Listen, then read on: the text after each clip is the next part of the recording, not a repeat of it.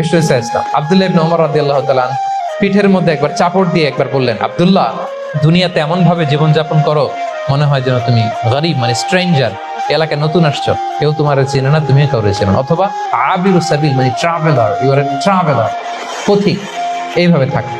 ধরো একটা জায়গায় গেছেন, কেউ আপনার চিনে না, জানে না, ওই জায়গায় আপনি বাড়িঘর করবেন? কারণ তো চিনেনই না, এটা সেফ এলাকা, তাও জানে না, টাকাও তো নিয়ে আসেন নাই বাড়িঘর করবেন, কিছু করবেন?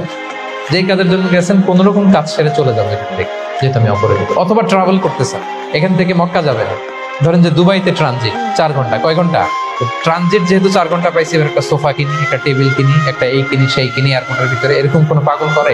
তাহলে এই 4 ঘন্টা ট্রানজিটে কি করে? এই চা খেতে খেতে, মসজিদের ভিতরে 2 রাকাত নামাজ পড়তে পড়তে, ওয়েটিং এরিয়াতে বসে পত্রিকা পড়তে পড়তে কোন রকম কাটায় দেওয়া, কি বলেন? নাকি ওইখানে সোফা টোফা, বাড়ি ঘর, এটা সেটা কিনা শুরু করেন 4 ঘন্টার জন্য? এরকম কোন পাগল আছে এরকম? আবিরু সাবিল। দুনিয়াতে এভাবেই বসবাস করতে হবে, গরিব ও আবিরু সাবিল, স্ট্রেঞ্জার ও ট্রাভেলার।